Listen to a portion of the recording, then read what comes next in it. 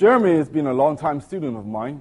He is a museum instructor certified as well as a Muay International instructor certified. But more importantly, he belonged one of the few senior certifications that is recognized by the Wing Chun Athletic Association. So today he's going to be assisting me on demonstrating some of the application of concept of Siu Tao. First, Jeremy is going to go through the forms. I'm going to review the concept. Okay, section 1. Now, as you can see, right from beginning to the ending, there are no turning. In a lot of other systems, you start walking straight, back, right, and left. But Siu Tao, right from the beginning, is always straight. We call this facing, 對應. Okay, now he draws the center line along the body, and then a straight punch. Okay, now what does that mean as a concept? Okay, so Jeremy is going to be facing me. Now, if we were engaging in self-defense, then where I'm going to take a posture like this, where my body is really turning away from him, in Wing Chun we call that not properly facing. Because when you face something, you put your mind into commitment. So why you want to face this is put ability to use both feet, both hands onto your opponent. So in Wing Chun system, we face the opponents. But this allows us to be able to utilize all our tools. And if he moves around, as you can see, it takes minimum motion for me to stay focused on him. Okay, so in realms of actual fighting stance, facing becomes an important concept. In a lot of time we train, we face to face because we are training to develop some of the techniques. But in application, you want to be able to have proper facing. For example, if he throws me a punch, where I engage him, now if you look at my situation, I'm properly facing him. So I can strike him, kick him, where he's not in a position. So this is called proper facing. Okay? Now, being a concept means it's true in a combat system from striking, or it could be a grappling system. You know, if you see two grapplers, you're not going to see one of the grappler go like this, where you're going to have a proper facing. Okay? Show me a facing, please. Okay? So you can see the body tend to be square. Okay? You're not going to see another grappler that's going to be sideways like this. Okay? So the same truth for facing into many different forms of combat. Okay? Even if you kick the guy, okay, you want to be able to have properly face your opponents. So facing is one of the very important advantages of Siu Tao. So once you have a proper facing, okay, where I actually create a distance to my advantage, because now both hands I can strike where the other hand cannot.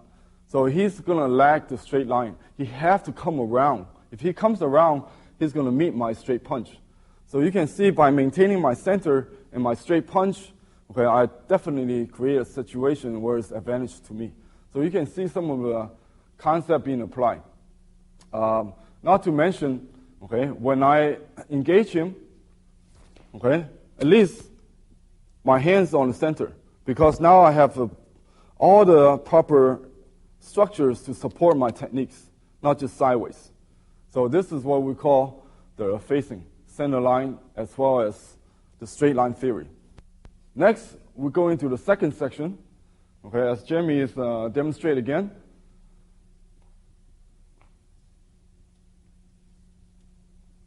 Okay, you can see all these two hands. Okay, very good. Now, what does this mean? It's not like you have two guys, you try to chop two guys at the same time, or you try to chop two hands. What it expresses the concept. That means you got to learn how to use your hands simultaneously. Now, first section, the technique is one hand at a time. So in a real situation, we want to be direct and effective. So if I were engaging him, if he comes in, I could just punch him. I don't have to bother with anything else if not necessary. Okay? But sometimes when you come across a bridge, where if I punch, he block, there you go, we have a bridge. Then sometimes you got to be able to always apply two hands. Okay? So if I engage him, he blocks. So right away, you got to be able to apply two hands right away. So those are some of the two hands ability. Later on, you will see how this skill is being applied. Because at this stage, this distance, you have to react. Ability to react is very important. From here, it's always reaction. Okay, so you don't need to see. So this is an ability to use hands simultaneously. So that is kind of show you some of the application in two-hand concept. Now, as I mentioned before, when Chun, we have what we call economy of motion. Our technique normally stays within certain boundaries. We call them gates. Okay? If something flashes here, okay, I'm not sure what it is, a punch, bill, okay, a pot, a bill, okay, cover the space. If something comes over here, same thing, pot and a bill. So could be a punch, could be a hook, or could be a kick. Okay, my response is to occupy the space in front of that gate. So we become space conscious. Okay, so it allows us to become more efficient in applications. First technique you learn is the basic punch. Now this punch not only is a trademark of Wing Chun, okay, it's one of the most essential combat weapon that we have, the first punch. Okay? You learn from the beginning and you finish with 3 punches. The purpose of 3 punch is the ability to utilize the natural momentums. Okay? Because in a real situation, you have to be able to continue to change and adapt and be able to follow through. So one technique, we don't really use the philosophy, one technique is going to win. We have certain combinations from those two-handed demonstration to the follow-up. Now, I'd like to go into detail a little bit with the punch. Okay, this punch is, number one, very simple, very direct because it's natural motions. As you walk or how you point your fingers, it normally goes straight. This allows us to utilize the natural motion in combat. Okay, because in combat situations, okay, the simple thing could become the most complicated when you're fighting another human being. So this punch is natural. Number one. Number two is very strong because it's a straight punch with my whole body behind it. And number three, being natural, it's very quick. So as I engage Jeremy, so you can see the punch can have a follow-up very quick. Now at this stage in Stadium Tao, you have not seen a whole bunch of footwork. So you still don't see the body put into motion. Okay, in applications, the technique, not just standing still, the technique is always ability to continue to press onto your opponent, okay, to take away his structure, take away his space. So some of the applications you see has direct relationship with the concept of Stadium Tao. Okay, again, facing. Okay, let's say he throw a curved punch. Okay, dealing with straight line. Okay, and you learn how to protect the gates and the center lines. Okay, 2 hands work as one. And all this become tactics of applications. So Jeremy is going to demonstrate one more time with the section 1, 2, and 3. Then I'd like to demonstrate some of the applications. Okay, now this is already rooted. Okay.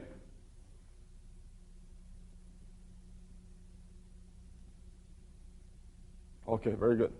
Attributes. You want to develop proper balance. Without balance, you don't have focus. You can't relax. Okay, so this teach you how to be rooted, and then tamkyu, teach you how to learn how to move. So as you can see over time, a student should be able to develop this. Okay, if Jeremy were to push me, I should be able to feel very strong. As a matter of fact, right now I feel very heavy. Why? Because the weight is being transferred down to the earth. Okay, I can even do one leg. He can push. The harder he push, the more I weight. Because this body structures of the hip, then bending of the knee, transfer the weight down. So as you can see, the applications is directly related back to your attribute when you develop forms. Okay? The straight punch is obvious. Okay, you've seen it. The next, please continue.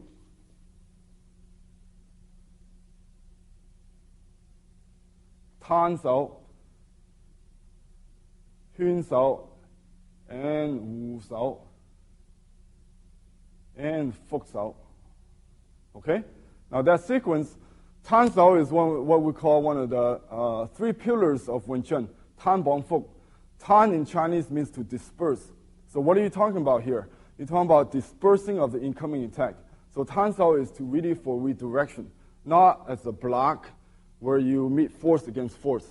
So an example of a Tan Sao, if he were to come in with the right hand, so I engage him and then let it redirect, and come into my space. So Tan Sao is to disperse his incoming energy. Okay, and normally the first set have a Wu Sao in every ending. Okay, this Hun Sao, which goes into the Wu Sao in every ending. Okay, so because sometimes I might connect him on the inside, and I need to go to the outside. So from inside, you need to Hun. Or sometimes I just need to, from outside, go from high to low. So Hun Sao act as a way to go from different gate, from inside to outside, high or low, and so forth. Okay? Wu Sao is a blocking hand where if he can engage me, okay, we call intercept his technique by having a very strong guard. Then the technique can come out. So those techniques follow in certain sequence. Each sequence is for applications. Okay, so continue with.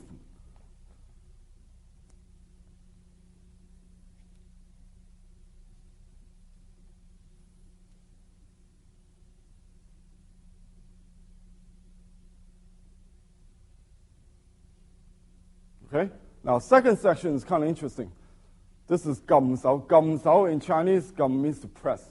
So this is not really blocking somebody that's attacking your lower gate. It could be if he were to kick me, okay, I could jam his kick by pressing it down, but pressing means a downward motion. So in lively application, you don't have to just follow the form exactly. For example, if he punched me, okay, I could be pressing his hand down, or I could pressing his head down as a way to express the gam sao. Okay, so after the gam sao, you see the motions involved with two hands. Some of are basically pretty much directly related to the application. Okay, if he were again to punch me, okay, where the two hands go separate, okay, to increase this hand I'm pulling, this hand I'm chopping for more power. Okay, as well as coming back as well. Sometimes the hands draw back. Okay, so you have out and in, two motions going out and in to give you more power. Okay, now there's one application you don't normally recognize for beginners, is what we call the shoulder techniques. Okay, 1, 2, 3, 4. So when your hands expresses energy down, what it does is to have reactional force go to your shoulder. So in Wing Chun, we apply the hands, the elbows, the forearm, the elbows, as well as shoulders. So for example, if I punch, and he's a very strong guy, he got hold of my hand and he pulls. So I want to be able right away to go with his energy, to be consistent with the yin and yang. So I can apply a shoulder butt. Okay, same thing if you to pull my energy. Okay, I can apply the shoulder butt. So going back, uses your front shoulder. Going to the front, use the side shoulders. So you can see some of the application being applied in actual application, in actual sequence. Third section, again, pa sao, and the palm strike high, pa sao.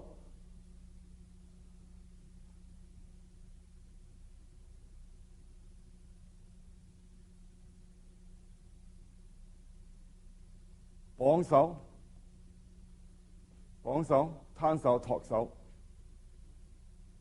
Chun sao.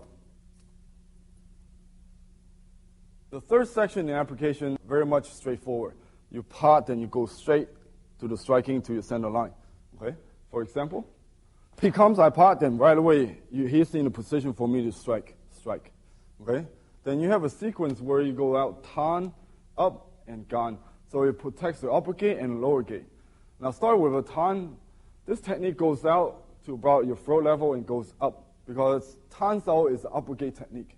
It disperses the energy for the upper gate. So you must know the area you must learn how to cover. So from here to here is the boundary where your tan sao travels. Okay, then it sweeps down. If you look at this technique, it covers the high gate and all your middle gates. Okay, so gan sao obviously is to cover a certain technique that comes to the middle.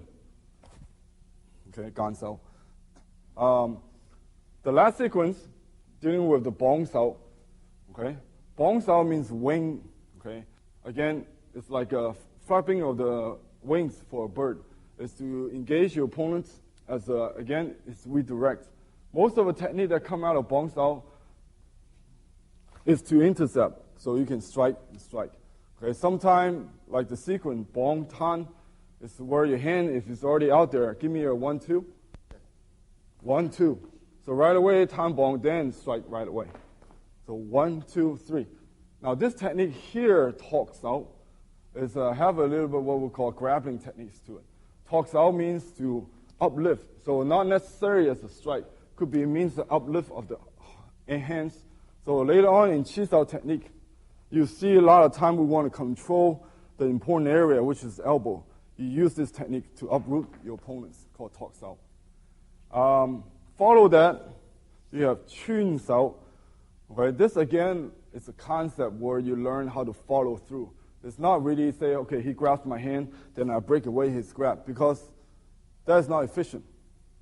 If I grab his hand and he does that, boom. He is using two hands to deal with something that's not very important, where he leaves everything open. So this technique is to learn what we call hand replacements.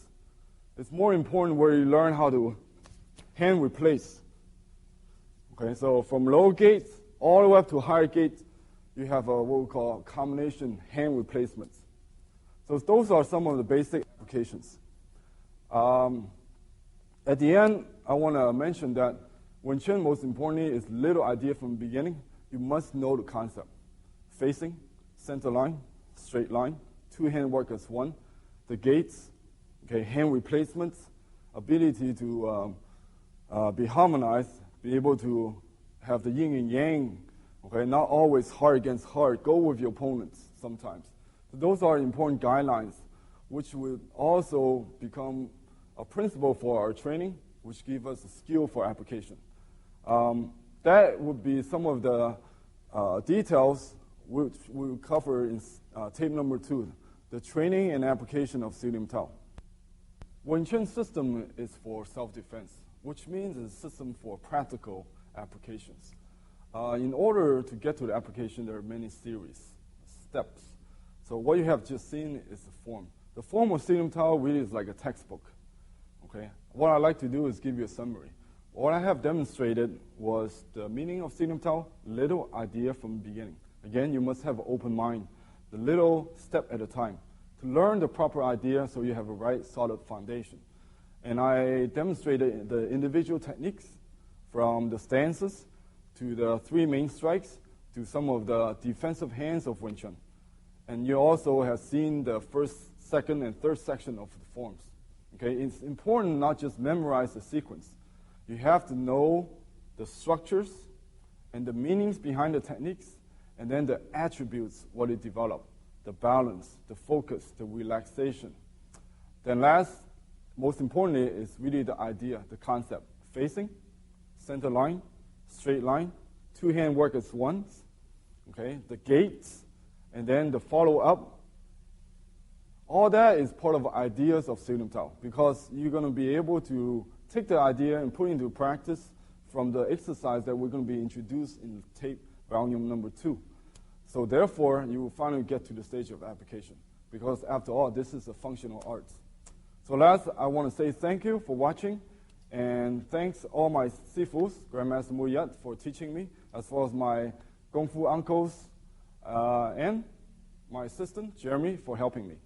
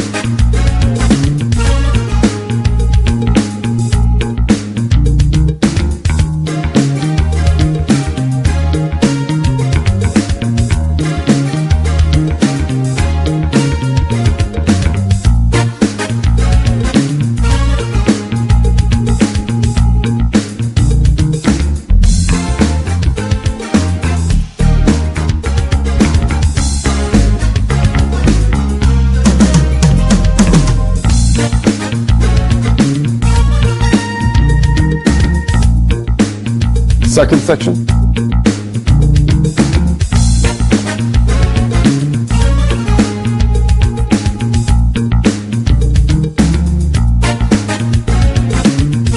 Third section.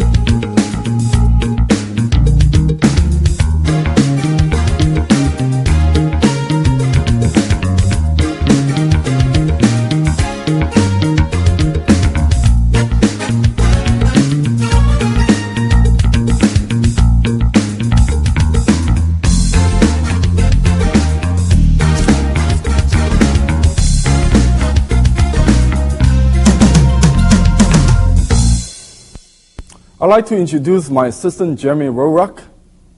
He is the senior certification instructor from the Wing Chun Athletic Association in Hong Kong. He's also Wing Chun certified under the museum as well as the Muay International. So today we're going to be going over the Pat Sao sequence, Lap Sao sequence, and Dan Chi Sao sequence. As an analogy, I like to give Silim Tao form would be like a textbook. So you get the knowledge out of a textbook, but knowledge alone intellectually is not going to be able to give you the actual skill. So you must take it to the laboratory. So all this drill is in essence like a laboratory. So you can start seeing how you start to going towards the applications.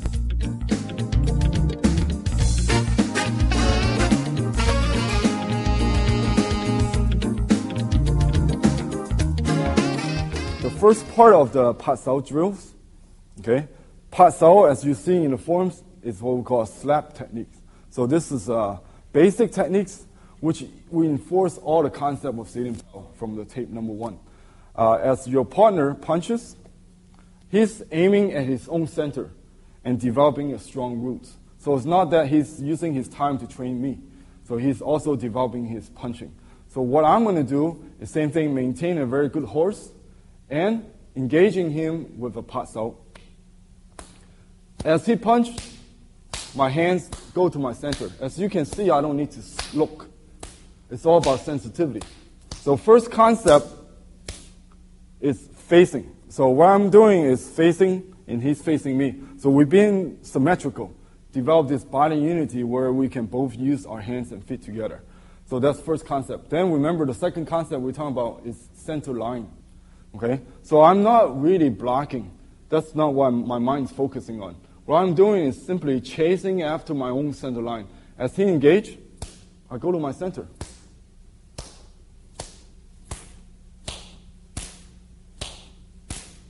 Now, if you see, if my hand's on the center, his hand cannot be on my center.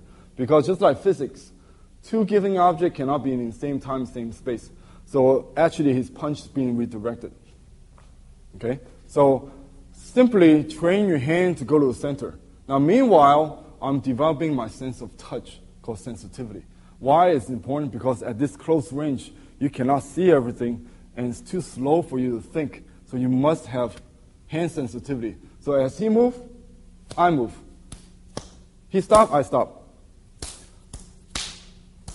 The energy, okay, being generated go directly back to my structure. So in essence, again, I'm going over my balance. I'm going over my sensitivity, which is based on relaxation, and I'm going over my coordinations. Okay, let's watch this drill again.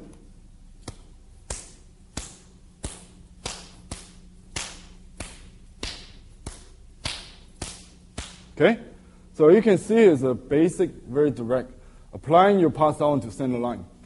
Okay, so from facing to center line to straight line, in second section of the form, we're talking about two hand work as one. Now you can put some of the variation into the Pat Sao drill, such as Pata. That means you are engaging opponents two hands simultaneously. Okay? Two hand work as one. Pat Sao, Pata. You can further put other technique into this sequence.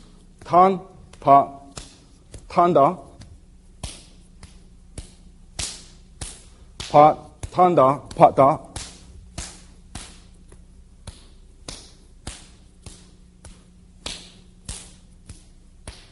Okay? As you can see, this develop both hands to train in the center line.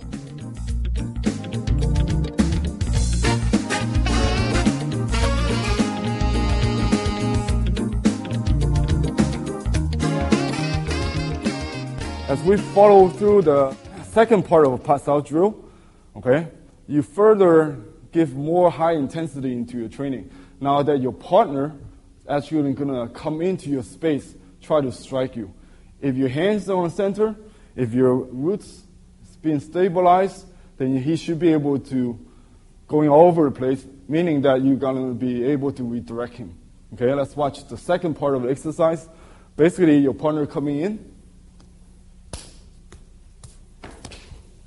I should be able to maintain my space and my roots.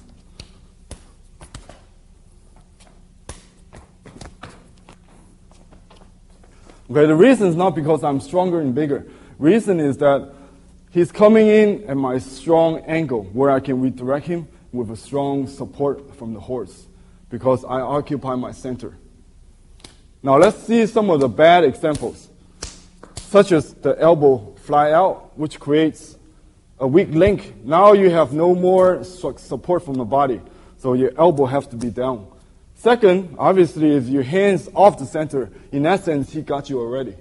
So you must have a center in the elbow down position, and which allow you to utilize your body.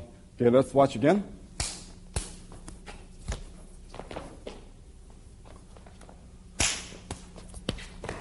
Now, once you get this sequence down, you can put variation into it. Okay, you learn all the technique from section 1, 2, and 3 of Selim Tau tape. Okay, builds out, turns out, bongs out, pats out. All you can use in a drill like this.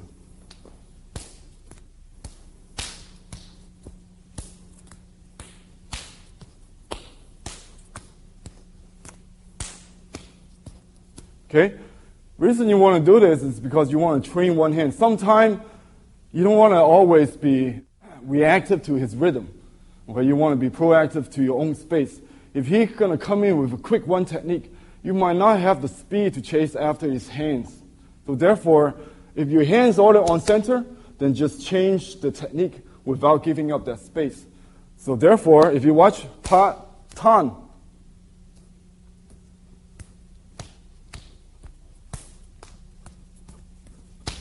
so all this, I did not give up my space.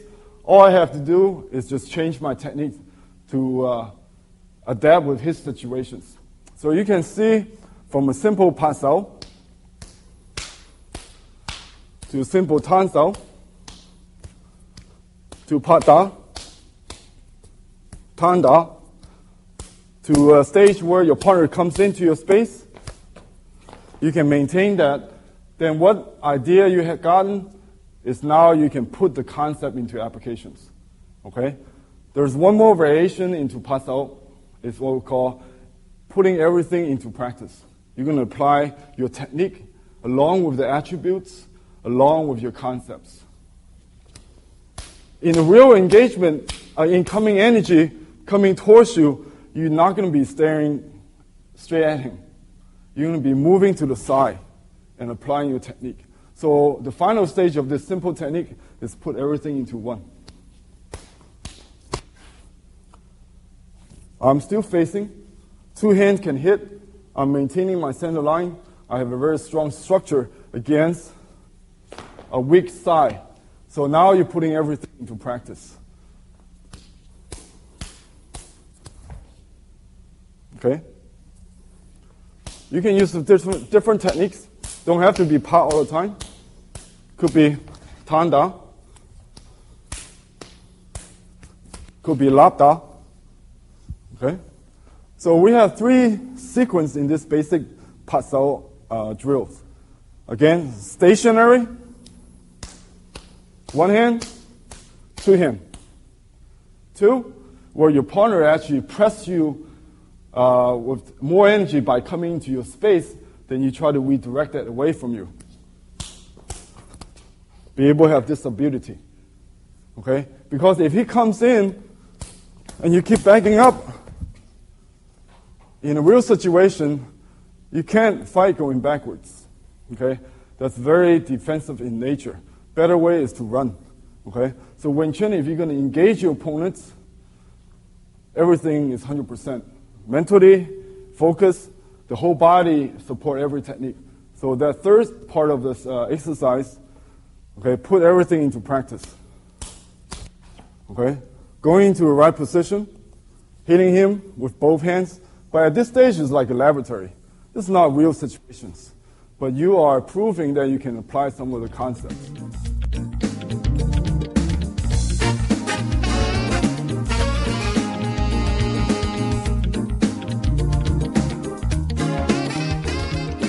This concludes the Pasao series.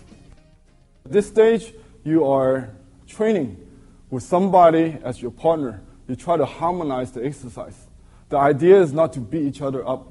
Imagine he tried to punch me at my basic levels, then I'd be too busy defending myself rather than developing the skill, which would give me the ability to express the system. So at this stage, we try to work together. If Jeremy were to punch somewhere else, my hand still maintain the center. Okay, then I'm doing the exercise correct at this stage. Okay, at this stage, I'm not worrying about blocking and then striking back. Okay, once you have the center concept, then you can work into some more advanced features. Okay, so idea is not to fight. Okay, if he can check my hands, okay, see if my hand stays on the center, then this would be a good way to check.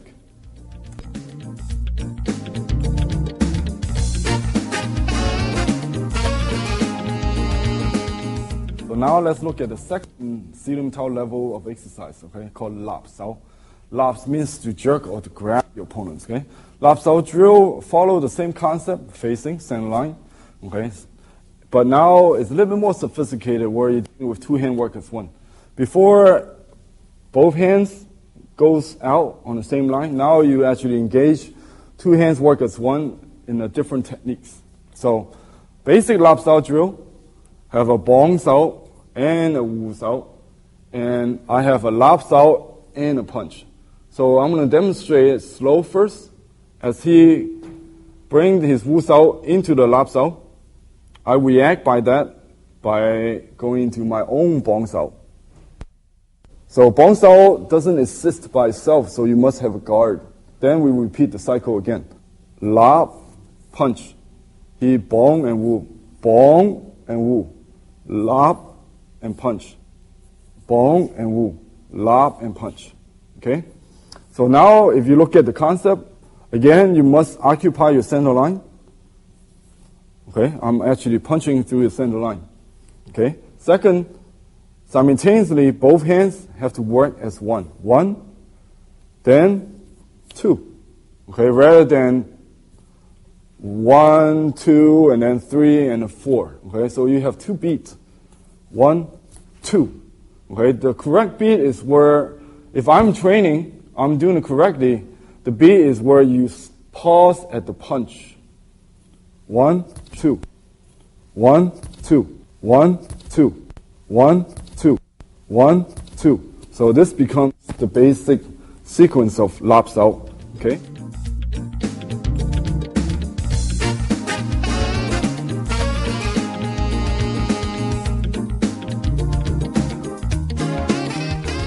Next, you must discover the purpose to use the lap, but it's also introduction of using a lot of two-hand techniques.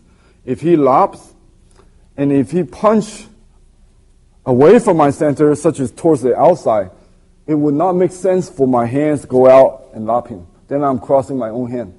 Then I'd be in a bad situation. So therefore, if he's attacking outside of you, closer towards your shoulder, then you can continue to occupy your center from bong to tan. This is how you change into Tanda.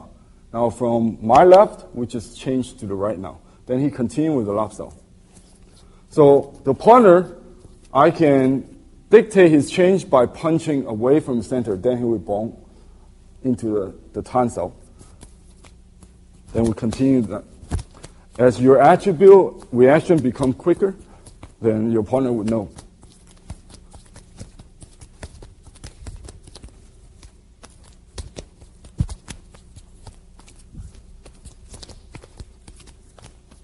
So as you can see, the drill will eventually develop more of attributes.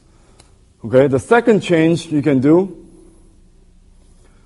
as you are as he is lopping you, because if your hands is in the correct position on the center line, he actually is outside of center. So in essence, you do have a better position. So you can lob and beat him to it. See? So as he's challenging my center, my punch is already there. So I can grab and punch. So I can do the correct lapda, lapda, lapda. Okay, if you want to keep the sequence flowing, continue to flow. If I punch him away, then he does tanda. So you see the different variations. We don't change just because we wanted to. There's a reason why we change. Okay, if you want to train your punching hands to continue to occupy your center line for follow-up hand, then you can just continue to lap down. Of course, he's in my striking distance, but the idea is not to hit, to really understand and reinforce the concept. Okay? So again, tanda, tanda, labda, labda. So that's the basic sequence of lap style drill.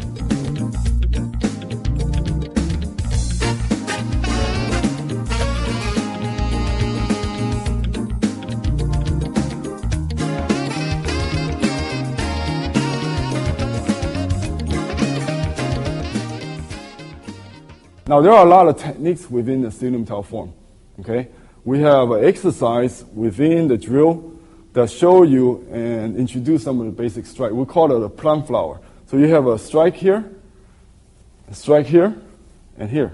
So you have 1, 2, 3, 4, 5, the fly petal of the plum flower. We call it the plum flower drill for the lap style.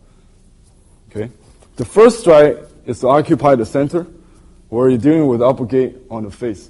The second, where you are coming across his side. Okay? So this is the second pedal.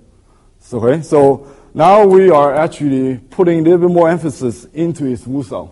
If he don't have wu sao, then he's going to get hit. So therefore, the wu sao is always a backup. So as he's being challenged on this gate, he raises his wu sao. Then I come into contact, I lob again. So you can lob and chop, and he connects with the wu sao.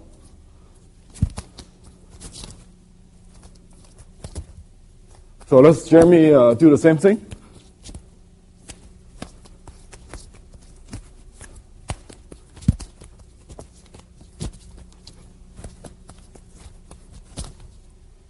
Okay, as you can see, both partner can interchange. So now it becomes more lively. So it's not like set. Okay, so you have a strike that goes straight to the side.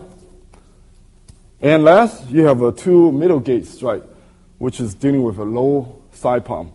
Okay, from here you pull his hand using your lap away from his center. Now his thigh has been exposed, which allow you to hit his rib area, his weak side.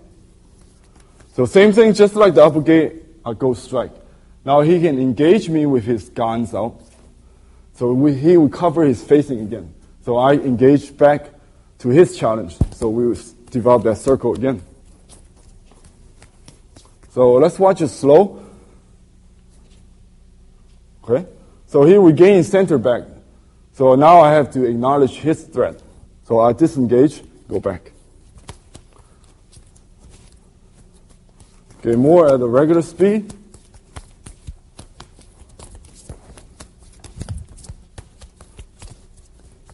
Okay, so you have a different gate cover. Okay, as your hands develop a little bit more sensitivity, you can start to develop the condition, the feeling of his techniques. Then it's more of just simply reacting. So let's see some of the simple drills where two partners can simply just react and flow.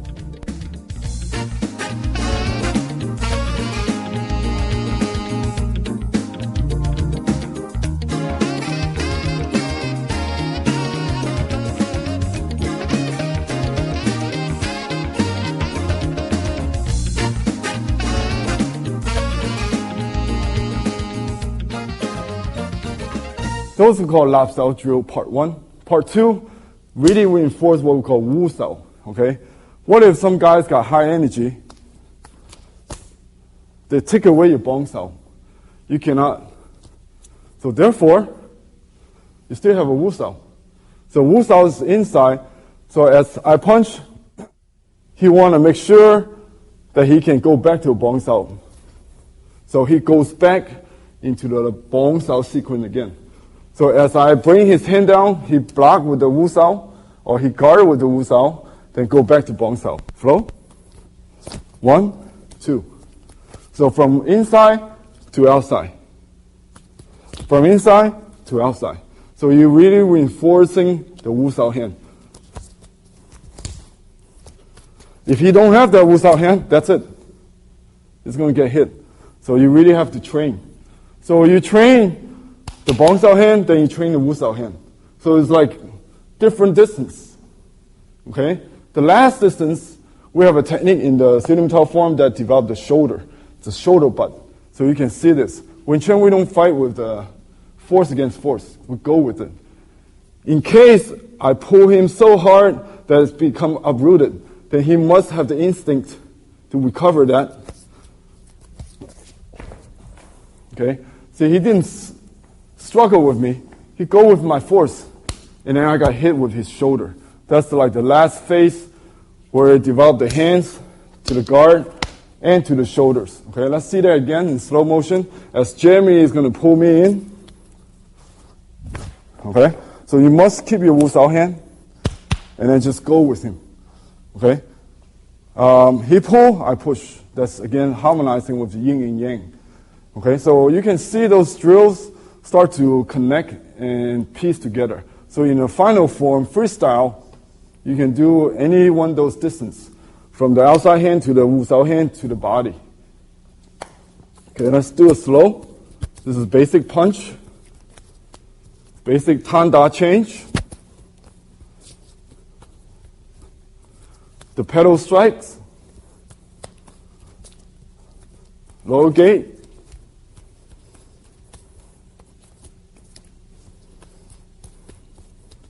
the Wu Sao block, the advancing shoulders. Okay? As your technique become more capable by having good attribute, you can literally put unlimited variation into this drill. Okay? Such as, I can build, then lob. I can pot and strike.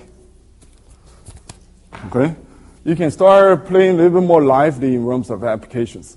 But again, it's to reinforce what you have learned before from a Pasao, developing the identity of facing, hands on center, two hand work together, and be able to have the attribute to support that technique, which give you the current drills, okay, which you start to really recognizing some of the principle of Silim Tao, the attributes and the concepts.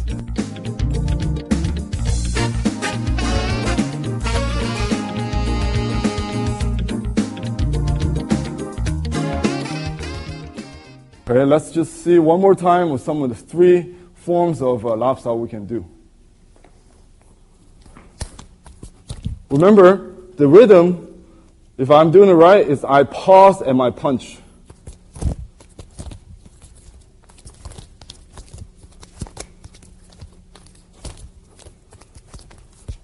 Okay, again, the idea is not to hit him, to just occupy his space. So I know, okay, I have a good position or not.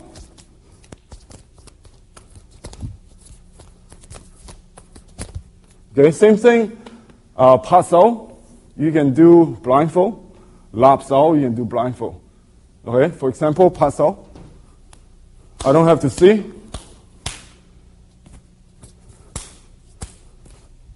Okay, that's the type of capability you want to have. Same thing with lap sao.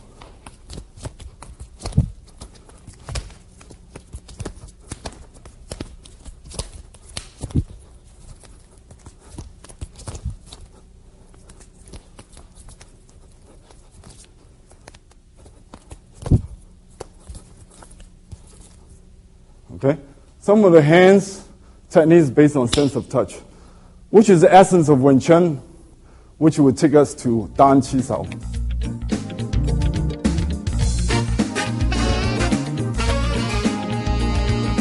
We are into the third sequence within the Silim Tao exercise. We have done the pass out sequence, lapse out sequence.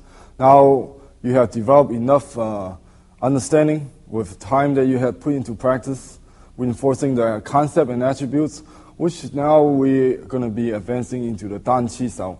Okay? Dan Qi Sao means single sticking hands. Now in Wing Chun, Qi Sao is well known.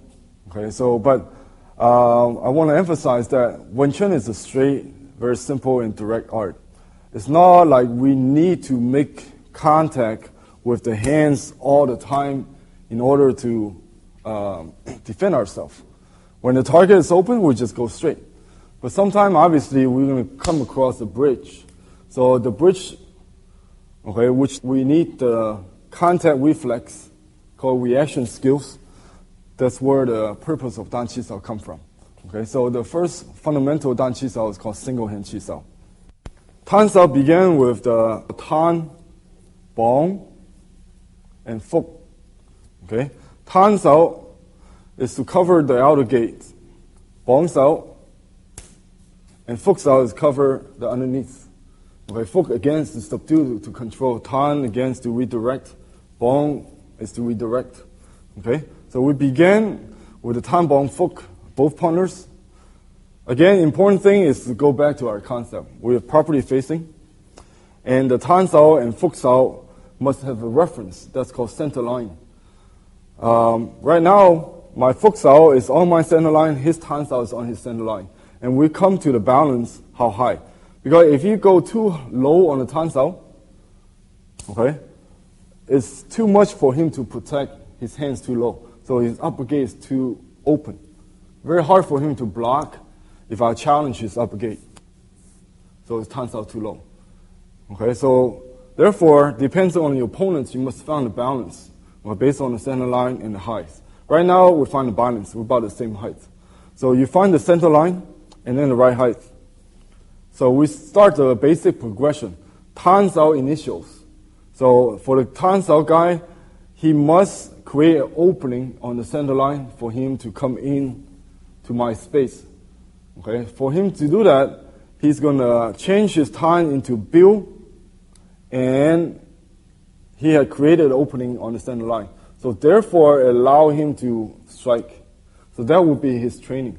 From Tan, he want to create an opening. Because if we both share the center line and he don't have an opening, and he strikes, it's very easy, I just jut and redirect it. So therefore, he must create an opening by sending my hand away from the center line. Okay? As he create an opening, then changes into palm strike, upper gate. Okay? And for me to respond, I do a jut Sao. Jut. So it looks like he's hitting me here, but it's not. He's actually aiming at my face. Okay? And I redirect downwards. So the first sequence, from Tan Sao to the face, I responded with a jut back to my solar plex area. Now his gate is open. Now I can challenge him with my punch, and he's going to shut that gate with his Bong Sao. And then we're back to the beginning. So that is the basic sequence. So again, you're learning how to interact your technique along the center line. Okay? There's a story where I had a chance to touch hands and stick hands with many of the fellow in Wing Chun. I visited a new school, so there's a new group of people. So I touch hands with them, and afterward they always say I have such a fast hand. But the truth is not that I have a fast hand. The truth is that my hands begin on the center where I have an advantage in position. The only difference is that they're not aware of it. So in other words, if my hand's already off my center, he's already have an advantage. Okay, so therefore, if I make a move, he hit me. So it seems like he has a fast hand. So that's why everything begins on center. Okay, so let's watch the sequence again.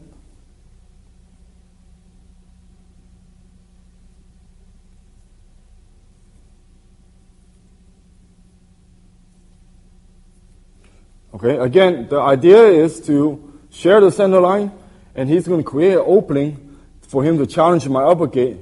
And then I respond with a technique, jut. Now I create an opening, I punch, he responds with a bong.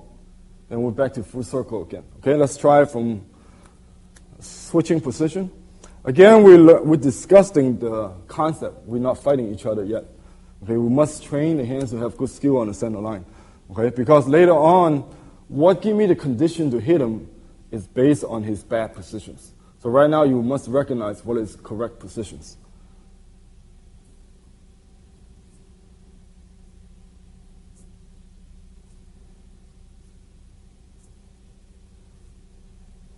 Okay, so that is the basic sequence. Now, some of the problems you might encounter is based on positions. Okay, some of the position first, like I say, turns out too low. So for him to come up to inside to strike me, he don't have the leverage. So very easy. So it turns out too low. That would be a problem. And also, I can just punch him. So you must find the balance first. Okay, and the problem is that I start out with the elbow out. So if my elbow's out, there's already opening. So he does not even have to go up. He can just go straight in. Okay, so those are a common problem. And the problem is where you make contact. Right now, we're wrist to wrist. So if I put my hand on his forearm, that means he's already inside my space. So you must start with wrist to wrist. Okay, so I see palm, jut, same thing, I punch. Now, also, I must have an energy that's going towards the center. And then he redirects. Now, some of the problem within bong sao is that you're too close, it's jam, or too low. Okay? So, the elbow is at the high point. Elbow is higher than the shoulder.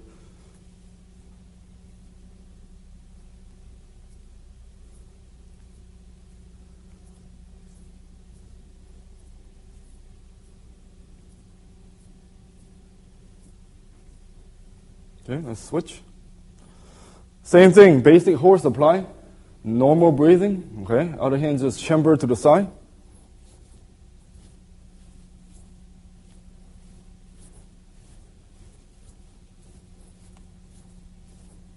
Okay? Now this is basic reactional drill. In realms of later on, when we go into the two-hand chi sao in the follow-up series, okay, then you start to really put the energy into it. Then you're going to enter his boundary. If you enter his boundary, he has opening, then that's when you have a proper condition to release your energy. This basic Dan Chi Sao sequence teach you how to use and understand the Tan Bong Fuk. Okay, again, from Fuk Sao, you can jut. From Tan Sao, punch, you can bong. Okay, so the basic introduction of Tan Bong Fuk. Because Tan Bong Fuk, again, will give you the basic foundation to do two-hand chi sao. So the last exercise, which corresponds to Silum Tao, is be able to further understand Tan Bong Fuk in realms of basic rolling. Because in realms of self-defense, a lot of time you use two hands. So the basic foundation of chi sao start with what we call pun sao, which is foundation hands. So there are two basic sequence to that. Pun sao, there is what we call inside and outside. That means both of the opponent's hands could be an outside hand. That means bong sao and tan sao protect his outside. Where both my hand is high fuk sao and low fuk sao. So fuk sao is to protect my inside space. So as we position our hands along the center line, then we start to roll. As within the motions, we try to correct our postures. So right now, at this stage, you're not putting a lot of energy in there. Okay, so the most important is to find your good position. So as you roll, you notice if his elbow is out, then you can correct it.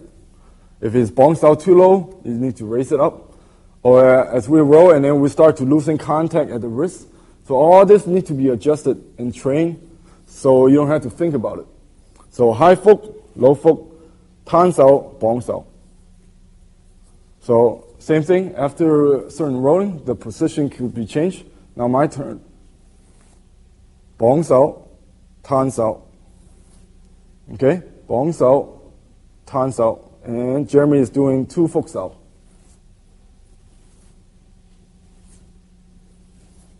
Now, if you take one hand away, this is exactly where we started, Dan Chi Sao.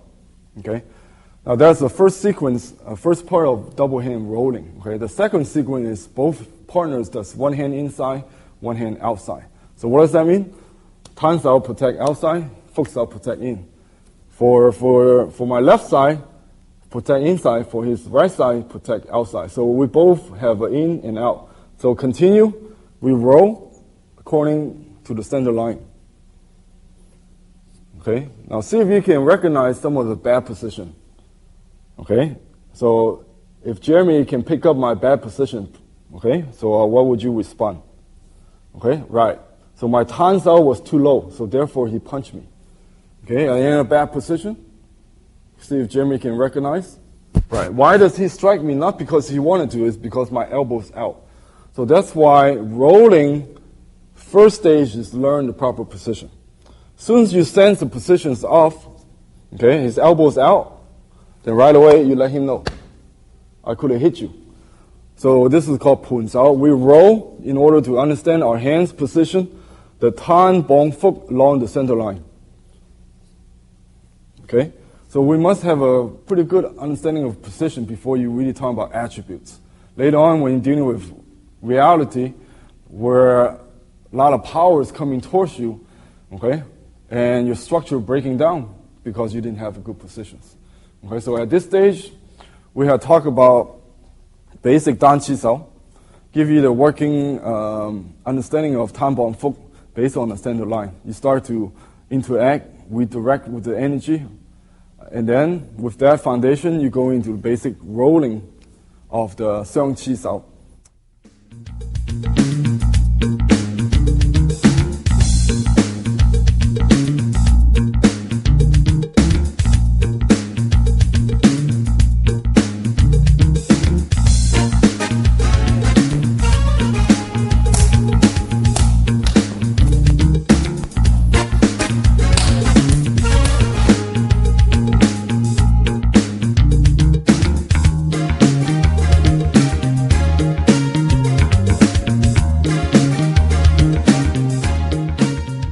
Now Sifu Ming is going to demonstrate the skills that can be developed by practicing these exercises as described on the tape, only he's going to be doing it blindfolded. So, Sifu. First progression is Pak Sao, stationary.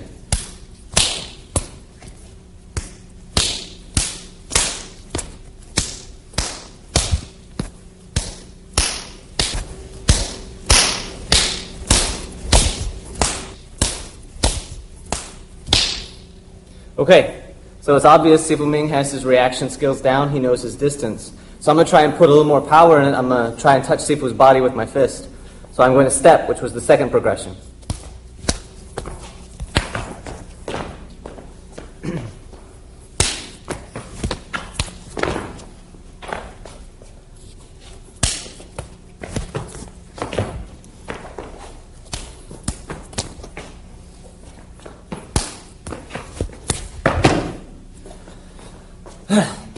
Well, obviously I'm not any good at that either. So now I'm going to stand still, and in the third progression, Sifu Ming is going to be proactive and take advantage of my position.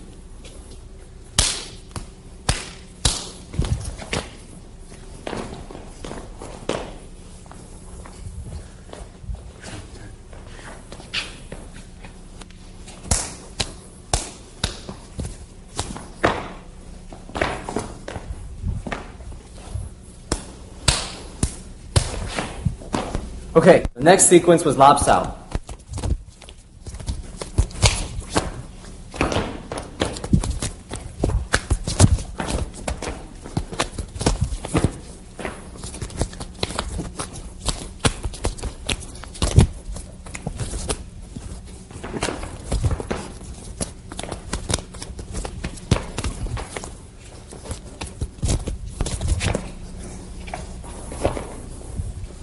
The last exercise was the Dan Qi Sao. And Dan Qi Sao, as a general exercise, is not very intense, so it's easy to do blindfolded. So we're going to add a level of difficulty and do what's known as freehand Dan Qi Sao. So this is the first progression. It's just a basic flow.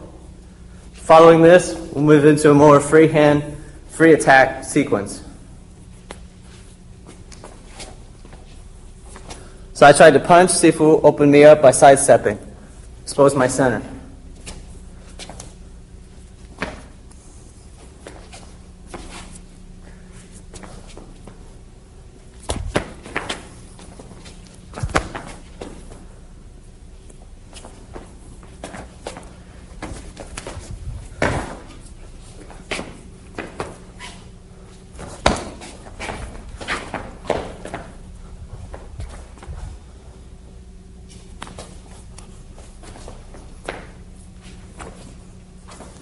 So in this tape, we have covered what we call the basic exercise of cilium tau level. This form of training is equivalent to like a laboratory, okay? Correspond to the tape number 1, which is dealing with